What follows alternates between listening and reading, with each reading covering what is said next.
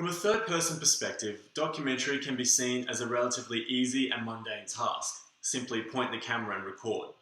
But when you delve deeper into the craft, you'll find that this is absolutely not the case. Documentaries have often attempted to obscure the fact that they are highly constructed products, resulting from the rendering down of hours of film and the employment of careful film and sound editing. The Umbrella Man is no different. Created by critically acclaimed documentary director and author Errol Morris, this short documentary looks back on the historical event of the assassination of John F. Kennedy, and the one man seen standing alone under a black umbrella. Bill Nichols wrote a tell-all book about documentary filmmaking and how it is we can determine what modes of certain documentaries fall under. Out of 6 options, the Umbrella Man most identified with the participatory mode of documentary. In documentary filmmaking, there are particular modes in which we can use to categorize documentaries. By doing this, we can differentiate what particular documentaries set out to achieve with their films. Bill Nichols released the book Introduction to Documentary, 2nd edition, in 2010. A particular chapter in that book, called How We Can Describe the Modes of Documentary Film, provides a table that breaks down the different modes of documentary and what qualities a documentary needs to have to place them within that particular mode. The Umbrella Man fits participatory across all sections, except for ethical concerns, where it floats over into the expository mode of documentary filmmaking. Errol Morris has been described as a revolutionary in terms of documentary. A post from The Guardian after an interview with Morris stated that his documentaries create reality as much as they capture it. He sees them as art, as essays, as anything but anthropology. His overall style of filmmaking is unlike most others in his line of work, using odd methods such as the Interrotron, a faction of documentary he conjured up himself. The Umbrella Man does not stray far from his universally recognized style of documentary filmmaking. The Umbrella Man is a short, kind of quirky documentary that is made up mostly of one interview held with Josiah Tink Thompson. And it also incorporates historical stills and images and minimal live footage.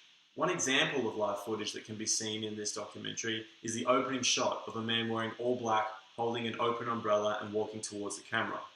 This shot is conveniently split in half by a small tree trunk, and the man, center frame, is divided within it. This visual immediately connotes to its audience that there are 2 sides of the upcoming story, and we will be provided with both of them. And that is exactly what happens. The Umbrella Man takes on a passive approach to the topic. It is heavily observational for the viewer and provides a lot of interview and voiceover and a small amount of conversation between Morris and Thompson, a kind of classic oration. The documentary is, however, limited by the fact that it yields control into the hands of Josiah Thompson, giving only his point of view on the matter. Now, as an expert of the subject, this is by no means a bad thing.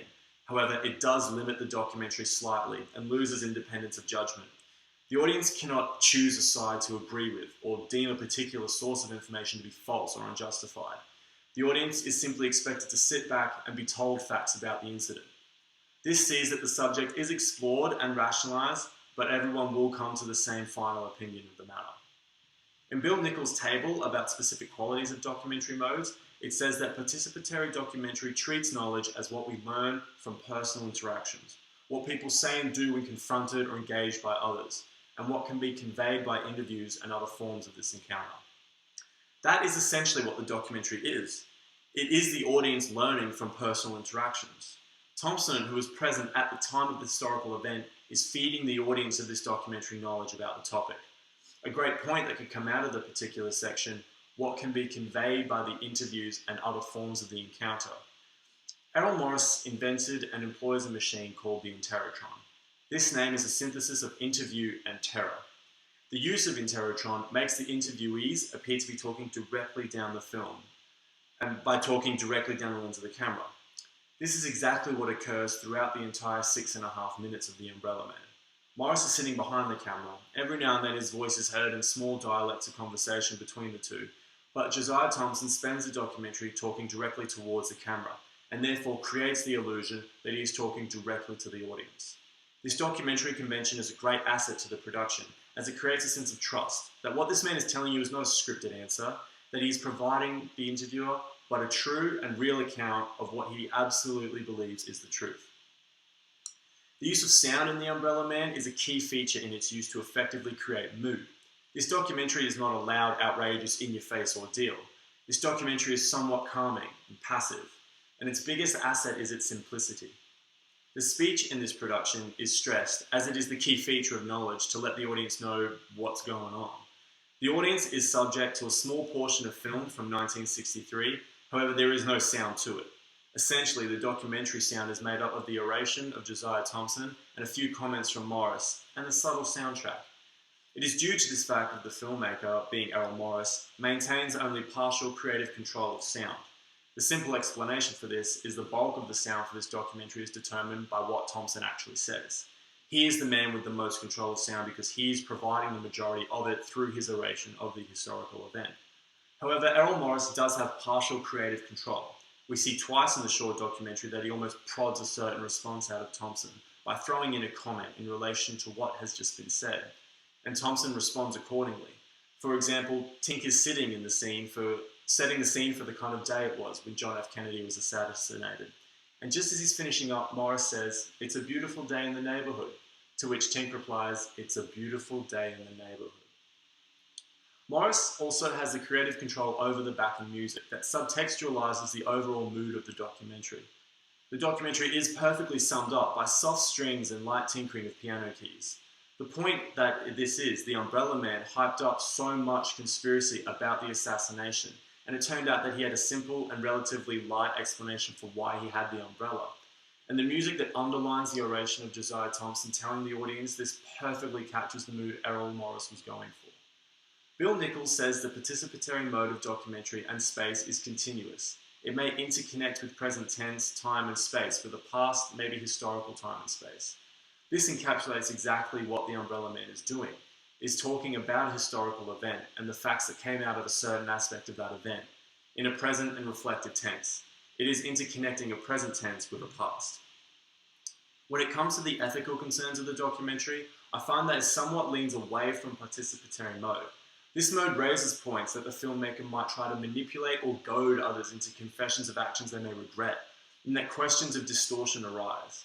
The interview between Josiah Thompson and Errol Morris is very light-hearted and in no way throws Thompson into an awkward or uncomfortable position. Morris gives Tink the reins in terms of telling him and the audience about the Umbrella Man, and Thompson does exactly that. Thompson is very professional, and this is his explanation not to unfairly represent anyone directly involved in the event. Nobody is victimized, and through this he gains the audience's trust. This type of relation to ethical concerns sits moreover towards the expository mode of documentary. Bill Nichols has quoted that the expository mode of documentary shows historical accuracy and verifiability, a familiar representation of others, and it avoids making people into helpless victims, and by doing this it helps develop the viewer's trust. For this particular area, the expository mode is much more relevant and matching with the Umbrella Man than the participatory mode. The way in which Morris portrays Tink is engaging with the audience. For the most part of the documentary, Tink is on screen giving his oration. There is also a lot of voiceover covering the other images that Morris has seen fit to add. A major reason that Josiah Thompson comes across as so engaging to the audience is the use of Errol Morris's own technique, the Interrotron. Is by giving Tink a large amount of screen time where he comes across as speaking directly to the audience that he creates an all-round engaging piece of film. Josiah Thompson obviously has a strong investment in the subject, as he was actually a part of it.